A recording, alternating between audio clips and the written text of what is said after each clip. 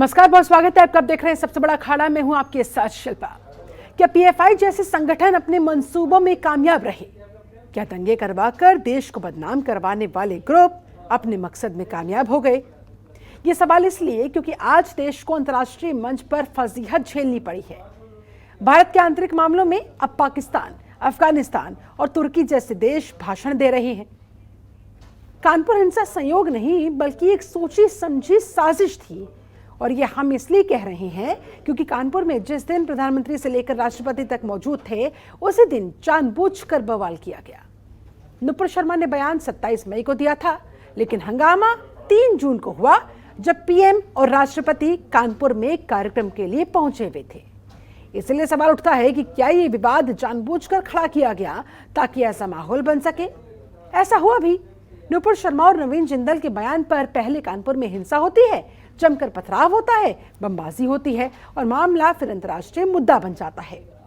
भारत सरकार ने हालांकि कार्रवाई करते हुए विवादित बयान देने वाली नेता नुपुर शर्मा और नवीन जिंदल को सस्पेंड कर दिया, लेकिन इसके बाद भी ऑर्गेनाइजेशन ऑफ इस्लामिक कॉरपोरेशन यानी कि OIC और पाकिस्तान जैसे इस्लामिक देश सेक्युलर भारत को नसीहत देने में लगे हैं। इसलिए सवाल ये कि क्या देश विरोधी ताकतें जो देश को बदनाम करना चाहती थी, वो अपने मंसूबों में हो रही है कामयाब? आज चर्चा इसी पर। बीजेपी डेलिबरेटली अपने लोगों को बोलती है जाकर गाली दो, हेट की जो स्पीचेस हैं वो करते रहो, नफरत पैदा करो मुसलमानों के ताल्लुक से देश में। और जब मामला गर्म हो जाता है, बीजेपी फौरन बोलती नहीं नहीं नहीं हम तो माफी चाहते हैं, इनको हटा दिया हमने। क्या सस्पेंशन कोई वजह, अरेस्ट क्यों नहीं किया जाता आपके स्पोक्स पर्सन को? मैं मुसलमान हूं, हम आपसे अपील कर रहे हैं, डिमांड कर रहे हैं कि आप एक्शन लीजिए। अब एक्शन नहीं लेते आप। भारतीय जनता पार्टी को नफरत की ट्रेनिंग देने का काम आदरणीय नरेंद्र मोदी जी करते हैं। उनकी पार्टी जो है भारतीय जनता पार्टी, वो पूरे देश में नफरत का बीज बोने का काम करती है, दूसरे धर्मों को अपमानित करने का काम करती है। और इसलिए आज अंतर्राष्ट्रीय स्तर पे भारत को शर्मिंदा होना पड़ा है। उसके पीछे सबसे बड़ा कारण भारत के प्रधानमंत्री नरेंद्र मोदी है, उनकी पार्टी है। नुपुर शर्मा तो कई दिन पहले, हफ्ता पहले इस तरह बयानबाजी की। नवीन कुमार जिंदल जो बयान किया है, बीजेपी के दिल्ली के स्पोक्समैन है।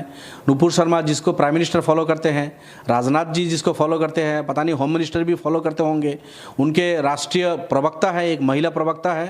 प्रोफेट मोहम्मद के खिलाफ जो जहर उगाला, जो गंदी बातें उन्होंने कही, उसको तुरंत अगर बीजेपी वाले एक्शन लेते तो शायद इस तरह की ना होती। सिर्फ ये 2 लोग नहीं, बीजेपी के बहुत सारे इस तरह पालतू लोग हैं, हर स्टेट में हैं। अब कुवैत हो, कतर हो या ईरान वाले कोई दबाव डाला, उस पे आके दबाव में क्यों?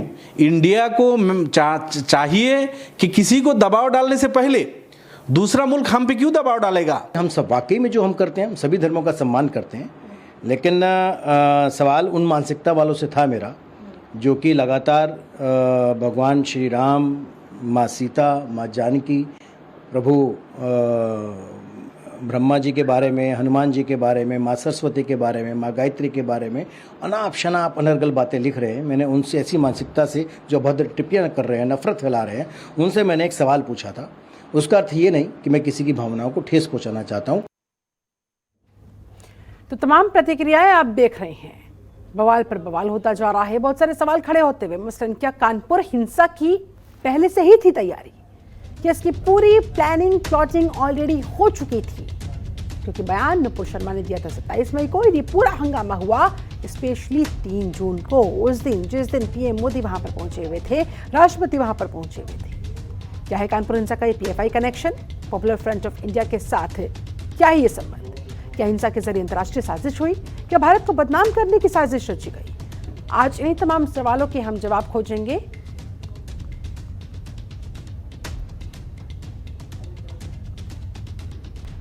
हमारे साथ इस समय एक खास पैनल जुड़ा हुआ है। चलिए से मैं पैनल का तारुफ करवा देती हूं। हमारे साथ बीजेपी प्रवक्ता वैभव अग्रवाल जी थोड़ी ही देर में जुड़ेंगे। हमारे साथ कांग्रेस प्रवक्ता अर्शप्रीत खड़ियाल जी जुड़ चुके हैं। बहुत स्वागत है खड़ियाल साहब आपका। AIMIM प्रवक्ता सलमान गौरी हमारे साथ जुड़ चुके हैं। बहुत स्वागत है। विदेश मामलों के जानकार डॉक्टर रघुवंश सिन्हा हमारे साथ मौजूद है। बहुत स्वागत। वरिष्ठ पत्रकार डॉक्टर सुनील कौशिक भी हमारे साथ जुड़ चुके हैं। आपका भी बहुत बहुत स्वागत। चर्चा की शुरुआत डॉक्टर रघुवंश सिन्हा जी आपके साथ। क्या वाकई में भारत को अंतर्राष्ट्रीय स्तर पर बदनाम करने की ये साजिश रची गई और उसे फिर अंजाम दे दिया गया इस तरह से? इंटरनेट का जमाना है, सोशल मीडिया का जमाना है। हाँ। तो कोई भी रिस्पॉन्सिबल स्पोक्स पर्सन या कोई भी ऑफिशियल इस तरह की कोई भी बातें करता है तो उसको हमेशा ये इस बात का ध्यान में रखना है कि भारत का दबदबा बढ़ते जा रहा है और इस तरह का कोई भी बयान जब पड़ता है तो वो मिनटों में पूरे दुनिया में फैल जाता है। और भारत विरोधी बहुत ताकतें हैं, केवल पाकिस्तान नहीं और भी बहुत सारे ताकतें हैं जो कि इस तरह के विवाद का वो मौका ढूंढते हैं कि कैसे भारत विरोधी, भारत के खिलाफ एक मुहिम चलाया जाए। तो जितने भी स्पोक्स पर्सन हैं या जितने भी ऑफिशियल्स लोग हैं आज के जमाने में, सोशल मीडिया के जमाने में, इंटरनेट के जमाने में बहुत ही केयरफुल होकर के इस तरह की कोई भी, खास करके विदेश नीति पर या किसी भी ऐसे इशू जिस पर विदेश दूसरे देशों पर सीधा प्रभाव पड़ता है जी। तो मैं ये समझता हूं कि सभी को बड़ा सोच समझ करके इस तरह की बयान देना चाहिए, क्योंकि आज भारत का नेशनल इंटरेस्ट जो है पूरे विश्व में है और खास करके इस तरह का विवादित जो इश्यूज हैं उस पर बड़ा सोच समझ करके बोलना चाहिए। और इसमें कोई शक नहीं है कि भारत विरोधी ताकतें जो बाहर में है वो इन सब इश्यूज को भुनाएगी, और चाहे वो ओआईसी हो, पाकिस्तान हो या अफगानिस्तान की जो तालिबान है या और भी बहुत सारे ताकतें हैं, चीन है, वो जरूर चाहेगी कि भारत के खिलाफ एक मुहिम चलाया जाए। तो ये बहुत ही दुर्भाग्यवश है, मगर भारत ने जब इसकी क्रिटिसिज्म कर दी है ऑफिशियली तो मैं समझता हूं कि ओआईसी का इस तरह से एक भारत के खिलाफ, देखिए ओआईसी आज से नहीं, पिछले 40-50 सालों से वो पाकिस्तान का एक प्रोपेगेंडा मशीन बन के रह गई है। हाँ। और आज से नहीं, बहुत सालों से वो कश्मीर पर बयान हर समय दिए जाती है और इस तरह की। अब ओआईसी शिनजियांग में, चाइना में 20 लाख मुसलमान को कंसंट्रेशन कैंप में बंद करके रखा हुआ है। उन्होंने आज तक चू तक नहीं किया चाइना के खिलाफ। पाकिस्तान में ब्लेस्फेमी लॉ है, मगर ऐसे मौके जब इन लोगों को मिल जाती है तो भारत के खिलाफ। तो भारत को बुद्धिमानी यही है कि कोई भी ऑफिशियल हो, कोई भी चीज हो, बहुत कम और सीमित तरीके से बोले ताकि इसका हमारे फॉरेन पॉलिसी पर प्रभाव न पड़े। कौशिक साहब, ऐसे में देश विरोधी इन ताकतों को कैसे मौका मिल गया और कैसे अपने मंसूबों में कामयाब हो गए अंतर्राष्ट्रीय स्तर पर भारत की साख पर बट्टा लगाने के लिए?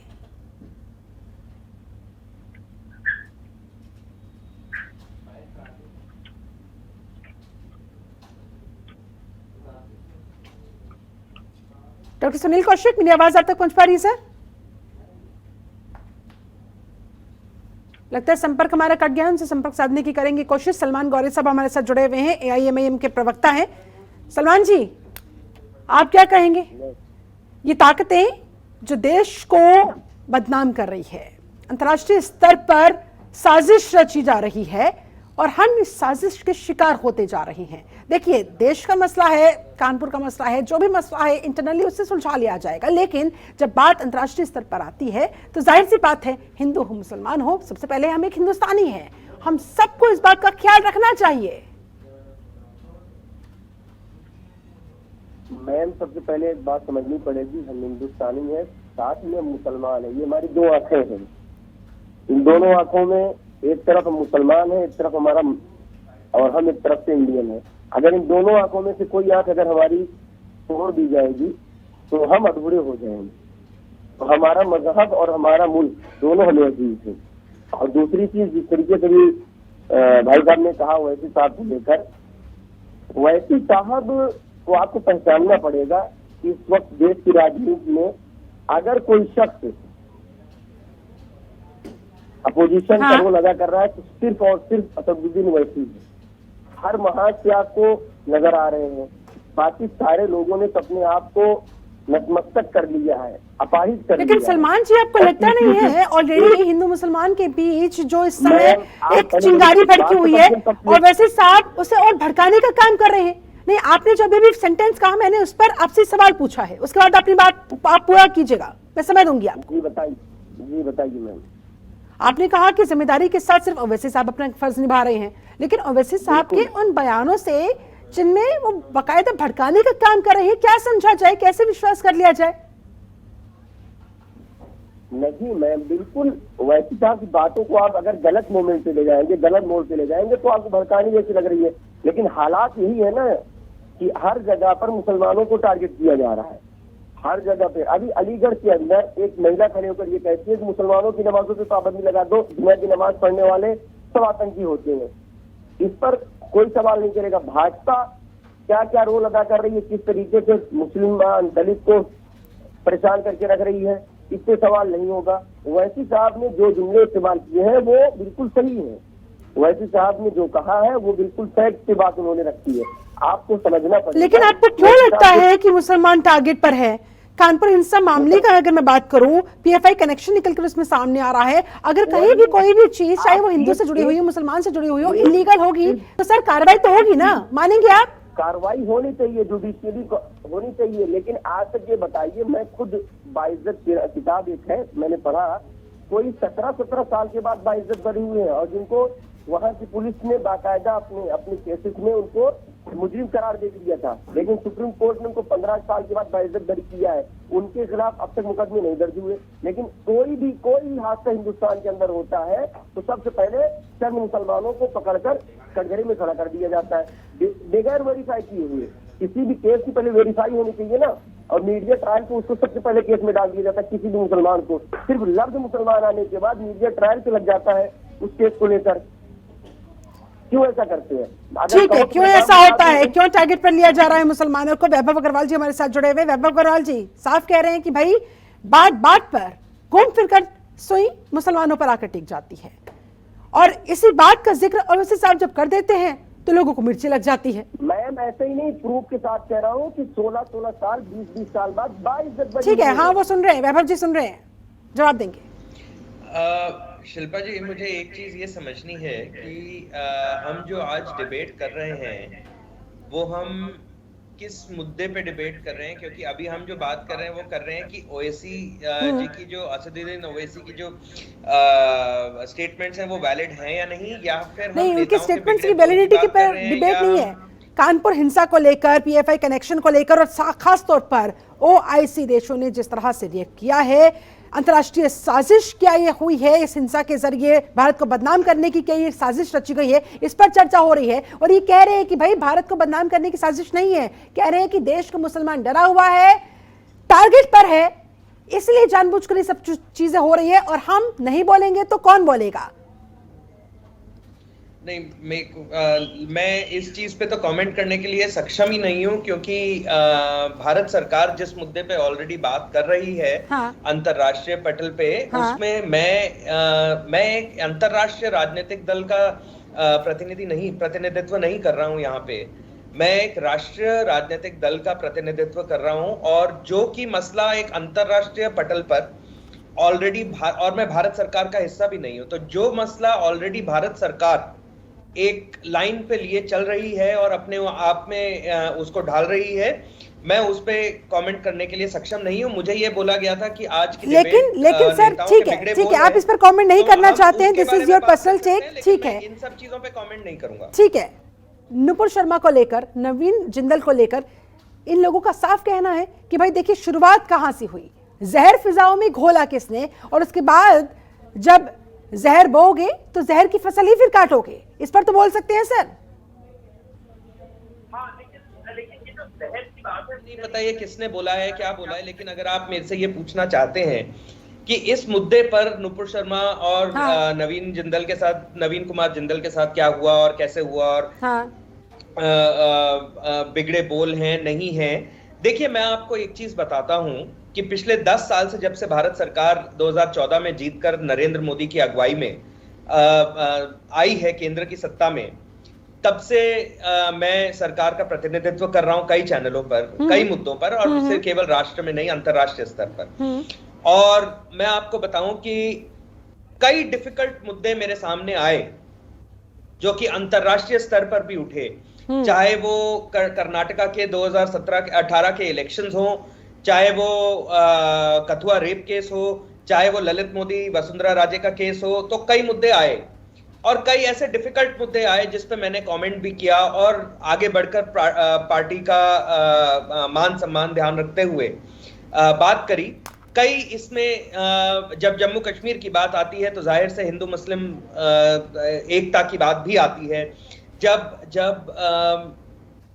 जब ऐसे कठिन मुद्दे सामने आते हैं तो हमें एक चीज का ध्यान रखना पड़ता है, और वो चीज ये है कि मैं अपने व्यक्तिगत विचार मीडिया के पटल पर, जो कि अंतरराष्ट्रीय स्तर पर देखा जाता है, वो ना रखूं। और मैं क्योंकि एक राजनीतिक दल का प्रतिनिधित्व कर रहा हूं आपके चैनल पे या किसी भी और चैनल पे उस समय, तो मेरी ये एक स्वाभाविक अच्छी बात है, आप इस बात को समझ रहे कि हैं। लेकिन जिन लोगों ने आपकी पार्टी में किया और उसके बाद देखिए ना, ठीक है आप लोगों ने कार्रवाई की, उन्हें सस्पेंड कर दिया गया, लेकिन फजीहत किसे झेलनी पड़ रही है सर? इल्म है आपको इस बात का? हाँ, देश को जवाब देना पड़ रहा है। हाँ शिल्पा जी, आप बिल्कुल ठीक कह रहे हैं।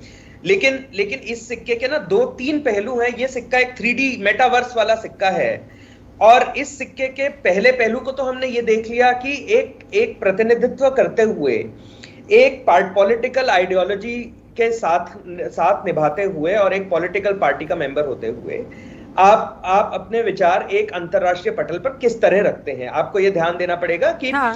आप जब एंकरिंग करते हैं तो आप स्वयं के प्रोग्राम की एंकरिंग नहीं कर रहे, आप जनतंत्र टीवी के एंकरिंग कर रहे हैं और जनता के लार्जर मुद्दों का इशू आप पिक करके उसको डिस्कस कर रहे हैं, यानी आप जनता का प्रतिनिधित्व कर रहे हैं कलेक्टिवली।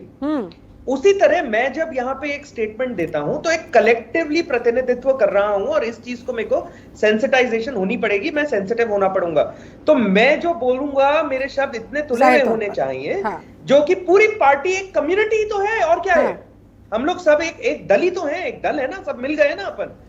तो फिर इतना बवाल क्यों मच गया? देखिए ना, उन्होंने वो बिगड़े बोल बोले और उसके बाद उधर आग लग गई, हिंसा भड़क उठी, और उसके बाद देखिए अंतर्राष्ट्रीय स्तर पर ये मसला पहुंचा, और उसके बाद देखिए किस तरह से OIC, यहाँ तक कि पाकिस्तान जैसे देश हमें नसीहत देंगे आज की इतना तारीख में। आसान नहीं है, इतना आसान नहीं है। मैं असदुद्दीन ओवैसी की तारीफ करता हूं इस मामले में, मेरे मित्र हैं, और वारिस पठान उनके AIMM के MLA हैं मुंबई से। मैं कई बार उनके साथ शिरकत करता हूं, मेरी बातें होती हैं, और मैं इस बारे में उनकी तारीफ करता हूं कि वो हिंदुस्तानी मुस्लिमों का ऑल इंडिया मुस्लिम काउंसिल वो लीड करते हैं। AIMM के अलावा वो ऑल इंडिया मुस्लिम काउंसिल हाँ। जो है वो एक राजनीतिक दल नहीं है, वो एक काउंसिल है, यानी वो हाँ। एक फाउंडेशन है, NGO है।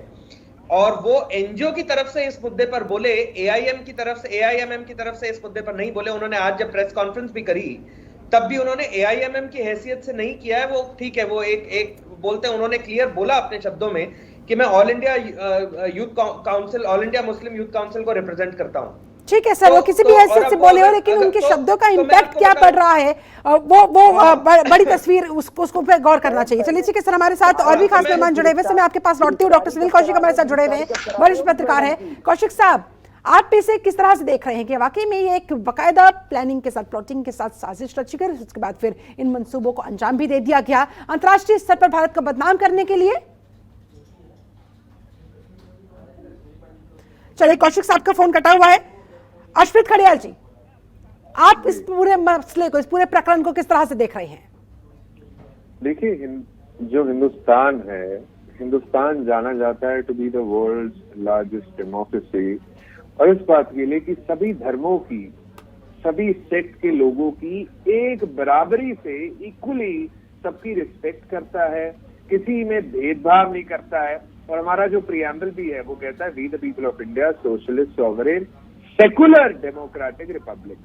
तो जब ऐसे बयान दिए जाते हैं, हाँ। 10 दिन तो कोई एक्शन होता ही नहीं है मैडम। एक्शन तो तब होता है जब अरब कंट्रीज हमें क्रिटिसाइज और कंडेम करने लग जाती हैं, हमारे देश पे स्टेन लग जाता है, बिकॉज बीजेपी के कुछ स्पोक्स पर्सन ऐसे बयान दे देते हैं। क्योंकि सरकार के स्पोक्स पर्सन हैं तो दूसरी कंट्रीज को, देशों को तो लगेगा कि ये सरकार की स्टांस और हिंदुस्तान ऐसा है, लेकिन ये बड़ा दुखदाई है, बड़ा अनफॉर्चुनेट है कि अब ऐसे ऐसे स्टेटमेंट दिए जा रहे हैं एक रिलीजन को लेकर के। मैं उन शब्दों को दोहराना भी नहीं चाहता क्योंकि उतने डिमीनिंग और डेरोगेटरी है।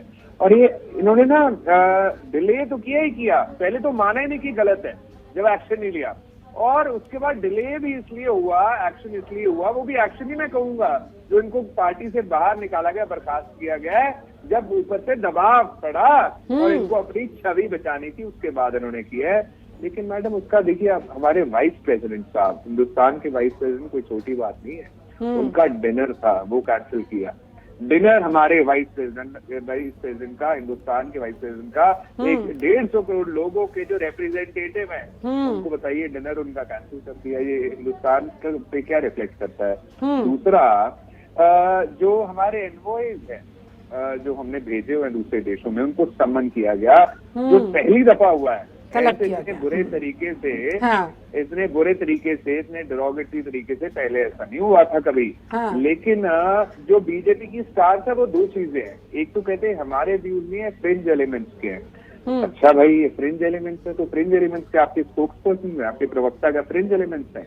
और अगर वो फ्रिंज एलिमेंट्स हैं तो वो आप जब बीजेपी कोई काम करती है, पॉलिसी बनाती है, कोई काम एग्जीक्यूट करती है, तो उसको डिफेंड करने के लिए नेशनल चैनल पे फ्रिंज एलिमेंट्स को भेजते हैं भैया। और दूसरा, ये कहते हैं हमने स्ट्रॉन्ग एक्शन लिया। अभी आप एक बात बताइए मैडम, तो मैं तो इक्वालिटी को मानता हूँ, प्रैक्टिस करता हूँ, हमारा संविधान भी कहता है, लेकिन बीजेपी बताए कि जब कोई ऐसा बयान किसी और रिलीजन के बारे में देता था, उसके खिलाफ FIR पहले होती थी और उसके बाद कोई और चीज होती थी। इनके खिलाफ तो FIR ही नहीं हुई, इनके खिलाफ एक्शन कहाँ हुआ है? सस्पेंड करना इज नथिंग। इतना आपने आर्टिकल 25 का वायलेशन किया है, आपने पूरी कम्युनिटी को, ठीक है सर, जवाब लेती हूँ, आपके खिलाफ बहुत सख्त एक्शन होना चाहिए। बस दो चीजें और है मैडम, हाँ। ये स्ट्रॉन्ग एक्शन ही है। और तीसरा ये है कि ये पहली दफा तो हुआ ही नहीं, फ्रिंज एलिमेंट है तो नुपुर जी ने तो इतनी डिबेट्स की होंगी, ठीक है, और जिंदल साहब ने इतनी डिबेट्स की होंगी, पहली दफा नहीं हुआ मैडम, बहुत दफा होता था। हाँ। इस बार तो नजरों में आ गया, उसकी वजह से हाईलाइट हो गया। और हमारे देश को अब नसीहतें कौन दे रहा है? पाकिस्तान। ऐसे ऐसे देश हमें नसीहतें दे रहे हैं, किसकी वजह से हुआ? बीजेपी की वजह से हुआ। और इनके ये जो मुकरना है ना, इनका ये सब कुछ जो हो रहा है बीजेपी की वजह से हो रहा है। वैभव अग्रवाल जी, आप लोगों की पार्टी में ऐसे फ्रिंज एलिमेंट्स बैठे हुए थे, सालों से बैठे हुए थे।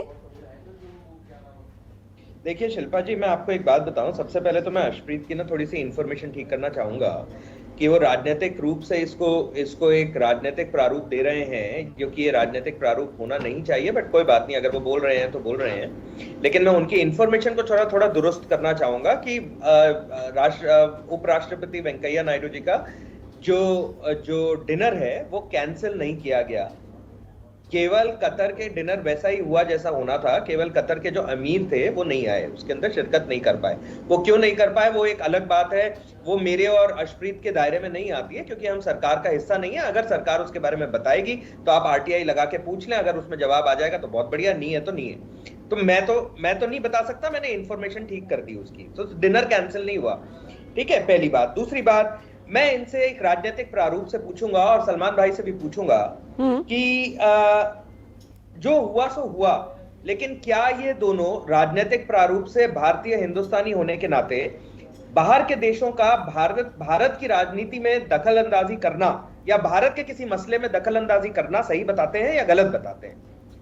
ठीक है, तो ये एक बात अपन देख लें, क्योंकि मेरे ख्याल से जब अंतरराष्ट्रीय पटल पे जब हम लोग साथ उठते बैठते हैं तो मेरे ख्याल से वहां तो हम हिंदुस्तानी है, नाम AIMM को रिप्रेजेंट कर रहे हैं, नाम आम आदमी पार्टी को रिप्रेजेंट कर रहे हैं, किसी अन्य राजनीतिक सबसे पहले हम इंडियन है। हाँ। मैं आपको बताऊं शिल्पा जी, मैं वर्ल्ड इकोनॉमिक फोरम में गया था, मैं 2 बार जा चुका हूं पिछले 5 साल में। ठीक है। तो मैंने वहां पे बीजेपी को रिप्रेजेंट नहीं किया था, मैंने वहां पे एक हिंदुस्तानी व्यापारी होने के नाते रिप्रेजेंटेशन ली थी। ठीक है, आप समझे बात। तो मैं सरकार की डेलीगेशन में नहीं गया था, वहां सरकार की अलग डेलीगेशन थी। तो मैं ठीक है सर, आपकी बात अपनी जगह है, आपके सवाल का भी जवाब लेंगे। खड़ियाल साहब भी हमारे साथ जुड़े हुए, सलमान गौरी साहब भी हमारे साथ जुड़े हुए। ठीक है सर, आपके सवाल का जवाब मैं लूंगी। आप कह रहे हैं कि भाई भारत के अंदर बाहरी देशों का इस तरह से दखल, क्या ये सहमत है, ये मंजूर है इन लोगों को? आज हमारे साथ तमाम खास मेहमान लगातार जुड़े हुए हैं चर्चा करने के लिए। हमारे साथ वरिष्ठ पत्रकार डॉक्टर सुनील कौशिक भी जुड़ गए हैं। कौशिक साहब, सबसे पहले आपका ओपनिंग रिमार्क चाहूंगी। क्या वाकई में अंतर्राष्ट्रीय स्तर पर हिंदुस्तान को बदनाम करने की ये साजिश रची गई, जिसमें ये देश विरोधी ताकतें अपने मंसूबों को अंजाम देने में कामयाब भी हो गई? देखो शिल्पा, ये समझना पड़ेगा कि ये सरकार का बयान नहीं है। हाँ। और जब किसी दूसरे देश की सरकार जब दखलंदाजी करता है तो मुझे लगता है कि सरकार के बयान पर दखलंदाजी होनी चाहिए।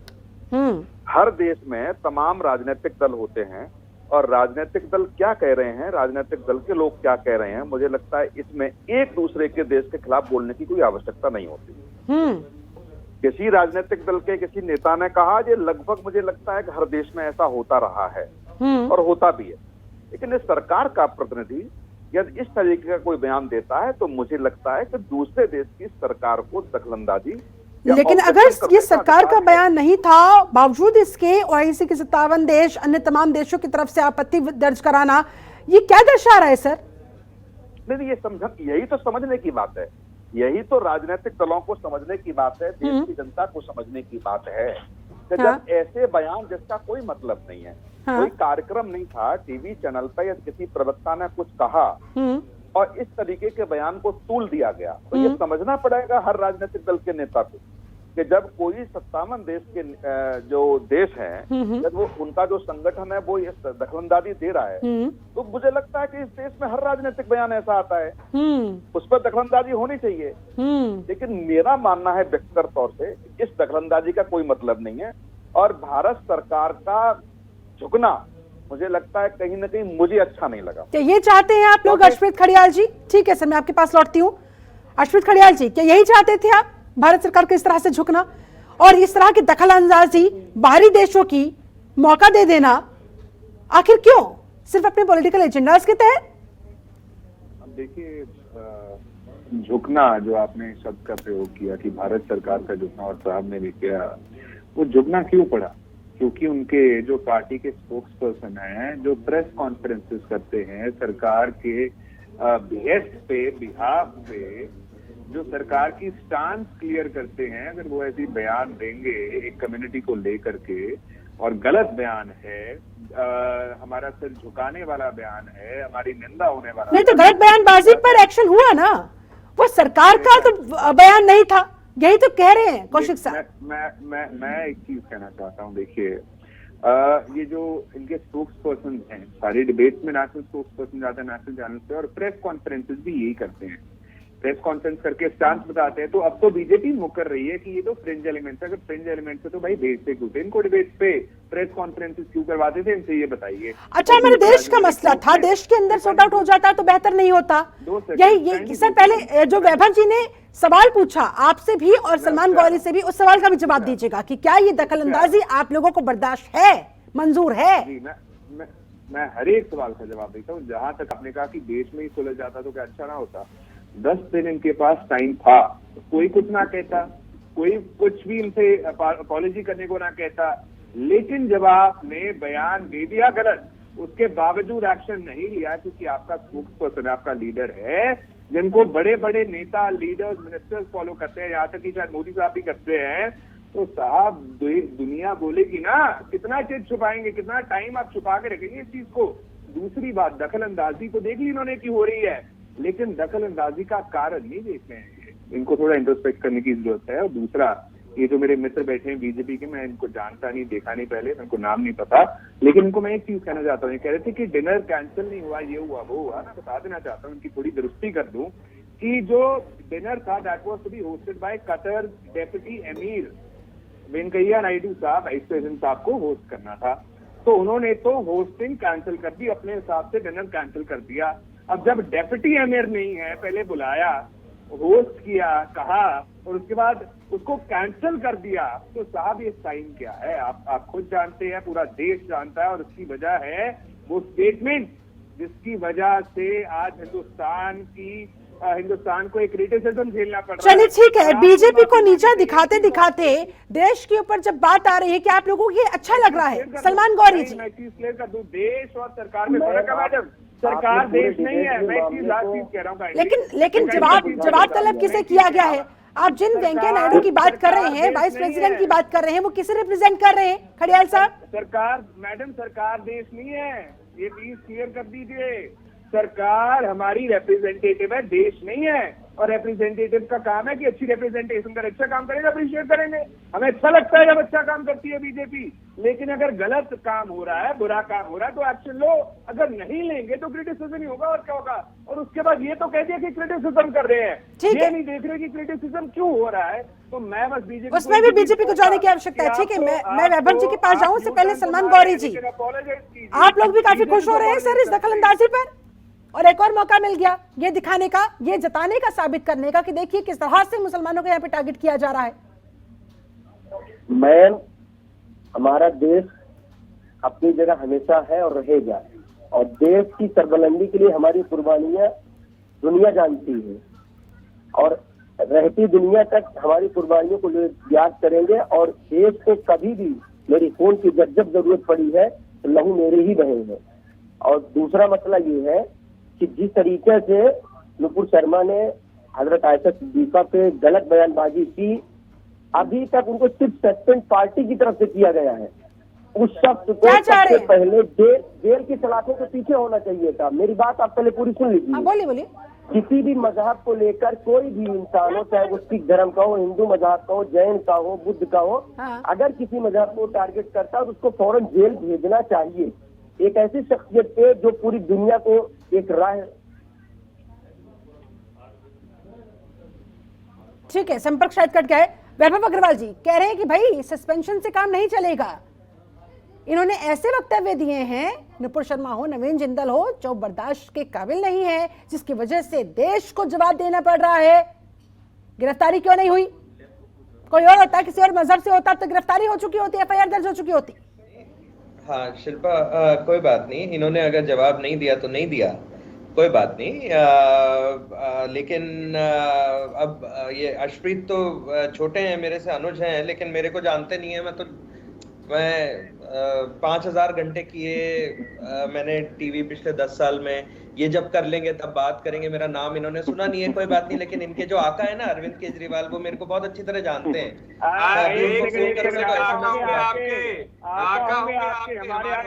प्लीज सर, पर्सनल कमेंट्स नहीं। वैभव जी प्लीज, वैभव जी जो मैंने सवाल पूछा, सवाल पे रहते हैं, टॉपिक पे रहते हैं। प्लीज आपसे तो तुम्हें मैं नहीं, प्लीज मैं दोनों से दरख्वास्त करती हूँ सर, बहुत संवेदनशील मसला है। आका क्या होता है बताइए, आका क्या होता है? ठीक है वैभव जी, ठीक है। नहीं, मैंने टोक दिया है सर, मैंने टोक दिया। वैभव जी प्लीज, 5000 घंटे लगाए ना, जरा एथिक्स भी पढ़ लीजिए। ठीक है, अर्शप्रीत जी सुन लेते हैं, मैंने बोल दिया है सर। कैसे है डेकोरम, क्या होता है? भाषा की मर्यादा का ध्यान रखें, एक दूसरे पर ऐसे पर्सनल कमेंट रखना चाहिए। वैभव जी बोलिए। ठीक है वैभव जी की आवाज दीजिए, म्यूट कर दें आप। 5000 घंटे पता नहीं। खड़ियाल जी की आवाज डाउन किया जाए प्लीज, खड़ियाल जी की आवाज डाउन किया जाए। वैभव अग्रवाल जी जवाब दे रहे हैं, प्लीज सर। तो ऐसा है कि इस देश में फ्रीडम ऑफ स्पीच है, आवाज को तो कोई दबा नहीं पाएगा। लेकिन आम आदमी पार्टी पिछले 90 दिनों के अपने रूल में खालिस्तानी रैलियां शुरू हो गई हैं पंजाब में। आगे आने वाले दिन में क्या दिखेगा क्या नहीं दिखेगा, मैंने अभी एक वीडियो ट्वीट किया है 1.5 घंटा पहले, जिसमें आज ही पुलिस की छत्र छाया में खालिस्तानी रैली हुई, उसके बारे में बातचीत नहीं हुई। देश को बाहर से अन्य देशों की सरकारें जो है, इनको राजनीति का ज्ञान नहीं है, तो इनसे मैंने पूछा कि आपको क्या क्या ये मंजूर है कि बाकी देश दखलंदाजी करें, तो उसमें उन्होंने बोला नहीं। क्यों? क्योंकि खालिस्तानियों के साथ मिलके इन्होंने सरकार बनाई पंजाब में, जो कि मीडिया में भी वैभव जी देखिए, सॉरी टू इंटरप्ट यू, लेकिन ये कह रहे हैं कि भाई मौका किसने दिया? आप कारणों में जाइए ना। एक सेकंड मैं आप बिल्कुल ठीक कह रहे हैं, आप शिल्पा जी बिल्कुल ठीक कह रही हैं। अगर किसी को मौका मिला तो उसने मेरे ऊपर थूक दिया, लेकिन द प्रॉब्लम इज कि जब मेरे ऊपर वो थूक रहा था तो मैंने उसको बोला, भाई तू काय को थूक रहा है मेरे पे, तेरे से तो कोई लेना देना ही नहीं है। ये तो बंगालियों वाली बात हो गई। बंगाल में क्या होता है ना, आप कोलकाता चले जाएंगे और मेरी और सुनील जी की लड़ाई हो रही है ना अगर सड़क पे, तो बाकी सब लोग रुक के ना मेरे को या सुनील जी को, जो भी एक दूसरे को पेल रहा होगा, पेलना शुरू कर देंगे। लड़ाई के बाद आप पूछेंगे कि भाई साहब इसको क्यों मार रहे थे, तो वो बोलेगा मुझे क्या पता, वो मार रहा था तो मैं भी कूद गया, मैं भी मार रहा था। तो ये क्या है ना, मान ना मान मैं तेरे मेहमान वाली बात है। और ये फेमस है कलकत्ता की बात, मैंने अभी जो एग्जांपल दिया आपको, इसमें कोई अचंभे वाली बात नहीं है, ठीक है। तो बाकी मेरे जो साथी हैं वो थोड़ा सा ट्रैवल करें इलेक्शंस में तो उनको समझ आएगी, बट कोई बात नहीं, अभी छोटे हैं दोनों मेरे से, कोई बात नहीं। तो दी आइडिया इज कि बाहर से मेरे देश का जो मसला है, मैंने क्या बोला क्या नहीं बोला, मेरे राजनीतिक दल में कौन सही आया नहीं आया, उससे किसी और राजनीतिक दल को मसला नहीं है। लेकिन ये कह रहे हैं कि मसला कैसे नहीं है, अगर यही चीज किसी और धर्म की व्यक्ति ने कही होती तो अब तक गिरफ्तारी तो छोड़िए, एफआईआर और न जाने क्या क्या एक्शन ले लिए गए होते। ना देखिए, एफआईआर जो है वो एफआईआर अगर सलमान भाई ने बोला बिल्कुल ठीक बोला, एफआईआर बिल्कुल ठीक बोला, मैं उनके साथ हूं इस समय। और मैंने पहले भी बोला मैं एआईएम की तारीफ, मैं असदुद्दीन ओवैसी की राजनीति की तारीफ करता हूं। तो मैं रिकॉर्ड पे हूं पिछले 10 साल में इस चीज को बोलने में। मेरी असदुद्दीन जी से करण के साथ एक डिबेट भी हुई थी, तो मैंने बोला भी था उसमें। तो मैं आपको एक बात बोलूं, उसके अंदर बड़ी सिंपल बात है कि जो एफआईआर होती है या जो भी लीगल एक्शन होता है वो एक राजनीतिक दल नहीं करता है। राजनीतिक दल केवल अपने विचार प्रकट करता है और कोई ना कोई सोशल एक्टिविज्म, तो एक्टिविस्ट आदमी उस पे एफआईआर करा के उसको कानून के जरिए एक्शन करवाता है, राजनीतिक दल नहीं करवाता है। तो यदि वो कह रहे हैं, लेकिन सर मैं आपके पास आऊंगी, काफी देर से इंतजार कर रहे हैं, बात खत्म करने जल्दी से प्लीज समझिए, एक मिनट। तो आप ये समझे कि एक प्रोसीजर है। तो राजनीतिक दल के हिसाब से एआईएमएम ने सलमान गौरी के थ्रू अपनी वो जो कहते हैं डिससैटिस्फैक्शन प्रकट कर दिया। हाँ। अब अगर उनको लगता है कि कम्युनिटी है, और कम्युनिटी में कई एफआईआर हुई भी है इस मसले पे, तो काउंटर एफआईआर करवा सकते हैं। चलिए ठीक है, किसने रोका हुआ है? ठीक है, डॉक्टर रघुवंश सिन्हा हमारे साथ जुड़े हैं। सर मैं आपके पास लौटती हूँ, रघुवंश सिन्हा बहुत देर से इंतजार कर रहे हैं। रघुवंश सिन्हा जी, आप विदेश मामलों के जानकार है, ये जो सब कुछ तो में हो रहा है, राजनीतिक दलों के आपस में जो एजेंडास टकरा रहे हैं, इसने ये किया उसने वो किया, देखिए शुरुआत कहां से हुई, अल्टीमेटली देश पर, देश की छवि पर, अंतर्राष्ट्रीय स्तर पर ये जो असर पड़ता हुआ दिखाई दे रहा है, सर इसका क्या समाधान है? ये कैसे रोका जाए? और क्या आपको लग रहा है इज देयर एनी पॉसिबिलिटी कि ये रुकेगी, ये यूं ही चलता रहेगा? देखिए, वेस्ट एशिया जो है इस वक्त, अगर आप पिछले 8-10 सालों में देखें तो इंडियन फॉरेन पॉलिसी का एक बहुत बड़ा सक्सेस स्टोरी मैं मानता हूँ।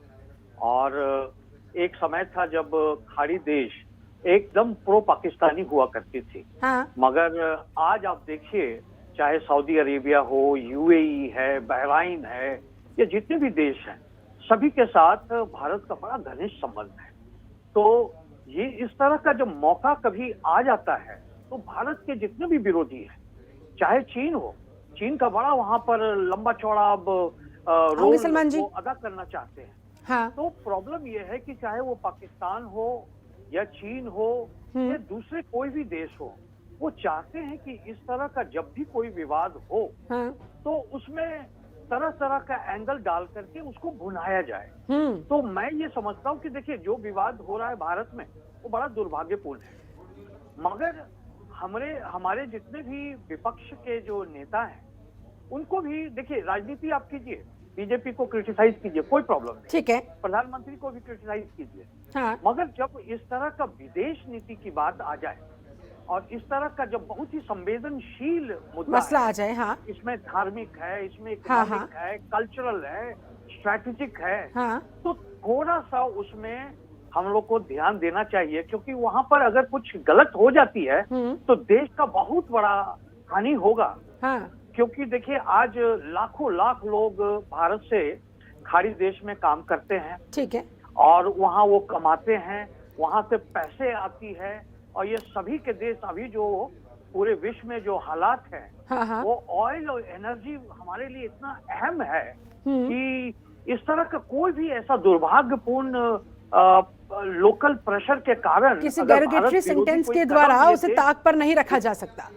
ठीक है, हाँ, तो मैं ये केवल कहता हूँ कि हाँ। पॉलिटिक्स करना चाहिए, मुझे उसमें कोई इशू नहीं है, ठीक है, मगर जब ये ग्रे लाइन है थोड़ा सा, हाँ। तो चाहे वो विपक्ष की पार्टियां हो या अपने रूलिंग पार्टी, निश्चित तौर पर हम बार बार इस बात को रिपीट करते हैं भाई, चाहे पक्ष हो या विपक्ष हो, कहाँ के हैं, देश के हैं ना, और देश सर्वोपरि। लेकिन फिर भी जब इस बात को लांघा जाता है तो दुख पहुंचता है, और इससे बड़ी विडंबना की बात भला क्या हो सकती है। गौरी साहब, सही कहा मैंने? जी मैम, एक की बात आए, दो आंखें हैं, मैंने आपको पहले ही जिक्र कर दिया कि दो आंखों में से किसी भी आंख की आंच आएगी तो वो पूरे मुल्क पे आएगी। जब मजहब की बात आई तो पूरे हिंदुस्तान के अंदर जब बीजेपी को क्रिटिसाइज करना था तो लोग खामोश थे, और जरूरत थी सस्पेंड नहीं बल्कि उस शख्स को जेल की सलाखों के पीछे भेजना चाहिए था। अभी आज की बात है, शकुंतला भारती पूर्व मेयर बीजेपी, उन्होंने कहा कि जुमे की नमाज पे पाबंदी लगा देनी चाहिए। अब ये बताइए, किसी एक मजहब को लेकर बीजेपी की पूरी टीम जो है वो टारगेट पे है मुसलमानों को करने पर, कि हर मुसलमान को टारगेट किया फिर वही जाए। बात। अब नमाज पढ़ने से रोक रही है। इससे हाँ। पहले ही हरिद्वार के अंदर एक साहब ने खड़े होकर कहा था कि मुसलमानों के कत्लेआम कर देना चाहिए, एक एक को करके मारना चाहिए। उस पे बीजेपी छोड़िए, यूपी गवर्नमेंट जो अभी यहाँ पर है, बीजेपी के जो शिखंड है, वो भी बिल्कुल खामोश इख्तियार की होती है।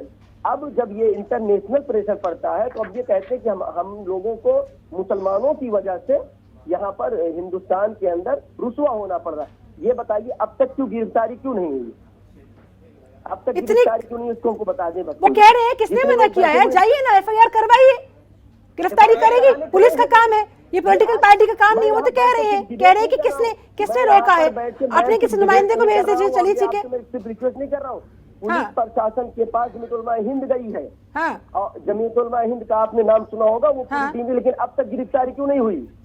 लेकिन अगर कोई जाएगा नहीं, लेकिन ये पूरे इंटरनेशनल जो पूरा डिबेट बन चुका है किसी चीज को लेकर, तो वो चीज आप मतलब नजर नहीं आ रही पुलिस को, जिस चीज से माहौल खराब हो रहा है, पुलिस खुद को एक्शन लेना चाहिए ना।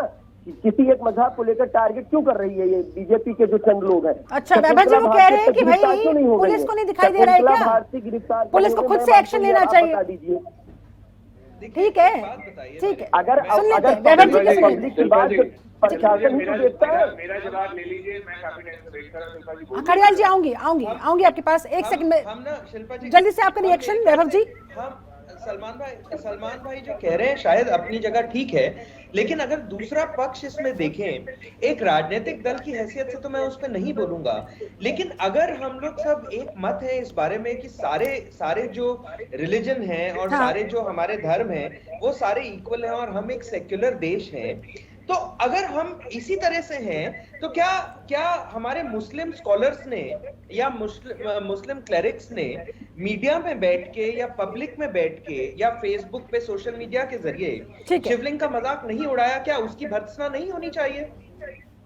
जिस बात का जिक्र, बिल्कुल सलमान गौरी जी, फिर आप उन लोगों की भी भर्त्सना कीजिए ना, द्वेष की आग में ना आप उन लोगों की भी भर्त्सना कीजिए। केवल ये बोल टारगेट करेंगे। अब अगर आप चुलिंग की बात नहीं सर, विक्टिम कार्ड प्ले करने की बजाय आपको फिर दोनों तरफ से देखना चाहिए। चलिए ठीक है कर रहा हूं, आप चढ़े जा रहे सर, एक एक करके please, I am requesting both of you. Ashfique Khadiyal ji, जाते जाते जल्दी से सर आपका फाइनल कमेंट।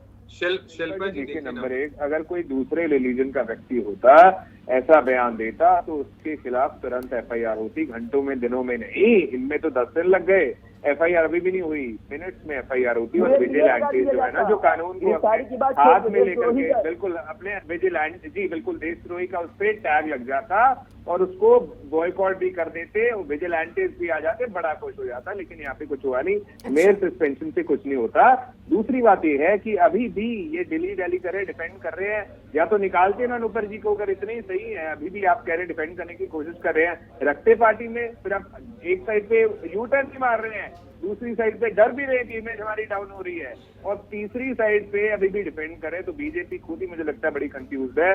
चौथा ये है कि देखिए, मैं इनको बता देना चाहता हूँ कि वेंकैया नायडू साहब ने एक प्रेस कॉन्फ्रेंस भी कैंसिल की थी, और अगर वाइस प्रेसिडेंट साहब ऐसा कर रहे हैं तो मतलब कि जो कॉन्सिक्वेंसेज हैं वो बहुत स्ट्रिक्ट और हेवी हैं, सिवियर फेस करने पड़ रहे हैं हिंदुस्तान को, जिसका खामियाजा हिंदुस्तान को भुगतना पड़ रहा है सिर्फ बीजेपी के स्टेटमेंट की वजह से। और दूसरा ये है मैं वैभव को कहना चाहता हूँ कि ये यहाँ पे डिबेट में कहें कि सारे रिलीजन का एक बराबर सम्मान करते हैं, हिंदू मुस्लिम सब एक बराबर है। और दूसरा, उन्होंने एक बात कही थी बड़ी अच्छी कि जो उम्र है उसका बड़ा फर्क होता है। तो अडवाणी साहब की उम्र का लिहाज करते, रिगार्ड करते, उनको प्रधानमंत्री बनाते, बड़े हैं मोदी साहब से।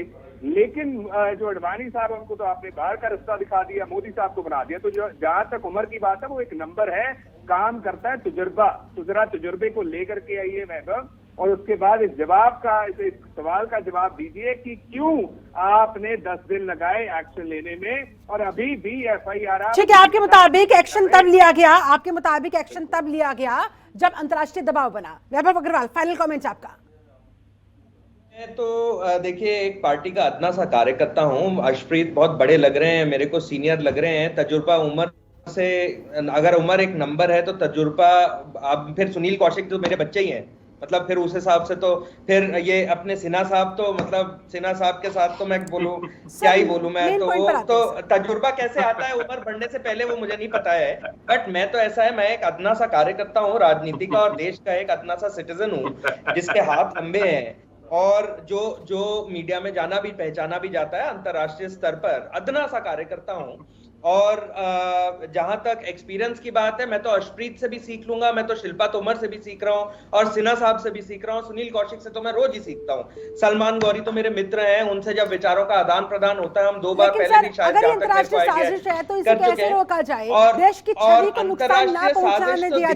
ये कैसे होगा वैभव जी? अंतरराष्ट्रीय साजिश तो दिख ही रही है शिल्पा जी, लेकिन मैं देश के मुस्लिमों से एक अर्ज करूंगा, देश के नागरिकों से एक अर्ज करूंगा कि मेरे ख्याल से हमारा देश का मसला केवल देश में रहकर हमें सुलटाना चाहिए। आपको इतना तो कहना चाहिए कि अंतरराष्ट्रीय देशों की दूसरी सरकारों को इसको सरकार टू सरकार लाने की जरूरत नहीं है। वहां के राजनीतिक दल अगर कुछ करना चाहते हैं तो देश की राजनीति, भारत की राजनीति में तो वैसे ही उनका अधिकार नहीं है दखल अंदाजी करने का। जिसके अपने देश में जो जल रहा है, कतर की UAE से क्या लड़ाई है किसी को कितना पता है, पाकिस्तान का देश क्या जल रहा है किसी को कितना पता है, मेरे देश में खल रहा है, मेरा देश चल रहा है इसलिए वो जल रहा है। तो ऐसा है कि मेरे देश का मसला मेरे देशवासी ही सुलझाएंगे, चाहे वो हिंदू हो, चाहे मुसलमान हो, चाहे सिन्हा हो, चाहे कौशिक हो, चाहे तोमर हो। उससे मेरे देश में किसी को कोई फर्क नहीं पड़ रहा है। और हिंदू मुस्लिम सिख ईसाई सब मेरे भाई भाई, मौका ना दिया जाए तो ठीक है, इस बात का ध्यान हम सबको रखना दिक्कत ही नहीं है। ठीक है सर। कौशिक साहब, कोई दिक्कत नहीं। फाइनल कमेंट आपका। ये जो देश वर्सेस कर दिया गया इस पूरे मसले को, ठीक है, आपने कहा कि भाई ये सरकार का बयान तो था नहीं और जिसने बयान दिया था उस पर एक्शन ले लिया गया है। हालांकि दूसरी तरफ विपक्षियों का मानना है कि भाई एक्शन से काम नहीं चलेगा, सस्पेंशन से काम नहीं चलेगा, हमें तो गिरफ्तारी चाहिए। आखिरकार ये जिस मंशा के साथ हो रहा है सर, उससे डर लग रहा है। देखो शिल्पा, यदि आप समीक्षा करोगे तो इससे भी गंदे गंदे बयान इस देश में आए हैं, कभी भी सरकार ने ऑब्जेक्ट नहीं किया। आपने देखा होगा जब कांग्रेस की सरकार थी तब हिंदू देवी देवताओं के तमाम तरीके के चित्र बनाए गए थे, चप्पलों पर भी चित्र बनाए गए थे, तब भी यहाँ की सरकार ने वहाँ की सरकार के सामने ऑब्जेक्शन नहीं किया, क्योंकि वो सरकार का निर्णय नहीं था, वो किसी कंपनी का निर्णय था और लोगों का निर्णय था। आपने देखा होगा कि जब आजम खान ने भारत मां डायन कहा तब किसी देश का ऑब्जेक्शन नहीं हुआ उस पर, क्योंकि वो एक राजनीतिक बयान था। आजम खान तो सत्ता में भी थे, तब भी उनके खिलाफ FIR नहीं हुई। तो मेरा मानना ये है कि कोई भी देश हमारे आंतरिक कोई भी मामला हो, यदि हस्तक्षेप करता है तो मुझे लगता है कि ये राजनीति हो रही है। दूसरी बात, मैं सरकार को भी घेरूंगा इसमें कि सरकार को निर्णय लेना ही नहीं चाहिए था इस मामले पे। यदि राजदूत को तलब किया गया था तो राजदूत को स्पष्ट संदेश दे देना चाहिए कि ये सरकार का बयान नहीं है। लेकिन वहां राजदूत ने जाकर के ट्वीट किया, सफाई दी, ये भी मैं कहता हूं कि ये भी सरकार की सरासर गलती है। दूसरी बात, वहां के राजनीतिक दल वहां की सरकार के समक्ष ऐसा कोई रखते के साथ भारत में उस राजनीतिक दल ने ऐसा बयान दिया जिससे हम असहमत हैं, तो सरकार एक बार को पूछ सकती थी। दूसरी बात, बहुत दूर मन जाइए आप, पाकिस्तान में रोज ऐसे बयान आते हैं, इस सरकार ने तलब किया, तो ये समझना पड़ेगा कि कोई सरकार की तरफ से ऐसा कोई बयान आता है। इस समय सरकार देश का नेतृत्व कर रही है, कोई राजनीतिक दल नेतृत्व नहीं कर रहा है। ठीक है कि नहीं? तो सरकार की तरफ से शिल्पा दी ऐसी कोई बात आती है तो मुझे लगता है कि विरोध होना चाहिए था। और ये फिर कह रहा हूं कि इसमें सारे राजनीतिक दलों को राजनीति छोड़ के केवल समझना पड़ेगा कि ये सरकार है, हमारे देश की बात है। ये हम राजनीति बहुत कर लेंगे, बहुत समय है, और यहाँ आप घेरिए, बीजेपी को घेरिए, FIR कराइए, जेल भिजवाइए, ये हमारा आंतरिक मामला हो सकता है। ठीक है। लेकिन अन्य देश यदि कोई इसमें हस्तक्षेप करता है तो सारे राजनीतिक दलों को खड़े होकर के ये कहना पड़ेगा, हर पार्टी के राष्ट्रीय अध्यक्ष को, कि हमारे देश का जो आंतरिक मामला है इसमें हम हस्तक्षेप स्वीकार नहीं। लेकिन ये तो बहुत मुश्किल हो जाएगा, क्यों सलमान गौरी जी? भाई राजनीति के ऊपर देश को कैसे समझ सकते हैं, कैसे समझा जाए?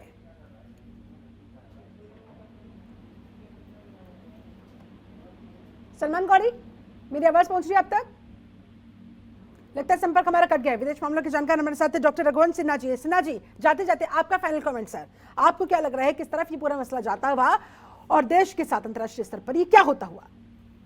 देखिए, मेरा तो फाइनल कमेंट यही है कि चाहे वो कोई भी पार्टी के स्पोक्स पर्सन है, बीजेपी का जो हुआ वो बड़ा दुर्भाग्य था, मगर अब भी जितने भी बाकी देश के जितने भी पार्टियां हैं, आप पॉलिटिक्स कीजिए, मगर कोई ऐसा बयान न दे जिससे कि ऐसा लगे कि देश अलग थलग पड़ा हुआ है। कोई ऐसा बयान न दे जिसके कारण जो हमारे लाखों लोग खाड़ी देश में काम कर रहे हैं उनके खिलाफ कोई वहां पर एक कैंपेन हो जाए और उनको वापस आने की ऐसी स्थिति हो जाए। कोई ऐसा बयान न दे जिसके कि हमारे जो लिंक हैं खाड़ी देशों के साथ उसमें कोई कमी आ जाए। तो ये बड़ा ही संवेदनशील मुद्दा है, बड़ा दुर्भाग्य है। तो इसको हमें किसी तरह से वापस पटरी पर लाना चाहिए और पॉलिटिक्स का जगह है वो पॉलिटिक्स करना चाहिए। मगर जहां पर देश अपनी जगह, हर दल को इस बारे में सोचना होगा। चलिए, बहुत बहुत शुक्रिया आप सभी, खास मेहमान का सत्य चर्चा में जुड़ने के लिए, समय निकालने के लिए बहुत बहुत धन्यवाद। तो कुल मिलाकर ये जो साजिश रची गई थी, जिसने रची थी, वो बेनकाब होने चाहिए और हम सब दलों को, चाहे पक्ष की बात करें विपक्ष की बात करें, इसे अपने जहन में उतारना चाहिए कि भाई अंतर्राष्ट्रीय स्तर पर जब बात पहुंचती है तो वहां पर बीजेपी, कांग्रेस, आम आदमी पार्टी नहीं होता, वहां पर सिर्फ हिंदुस्तान होता है। और हिंदुस्तान के साथ पर जब बात आती है तो हम सबको एक साथ खड़े होना चाहिए, एक दूसरे पर उंगली नहीं उठानी चाहिए। लेकिन ये राजनीति है, न जाने राजनीतिक दलों को ये बात कब समझ में आएगी। फिलहाल मेरे साथ इस चर्चा में जुड़ने के लिए आप सभी का बहुत शुक्रिया। बने रहे जनतंत्र टीवी के साथ। नमस्कार।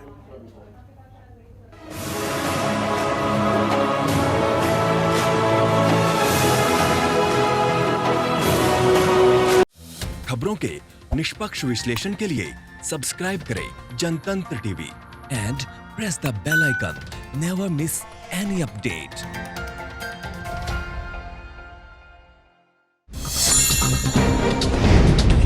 डाउनलोड कीजिए जनतंत्र टीवी ऐप को, जो कि अवेलेबल है गूगल प्ले और ऐप स्टोर पर।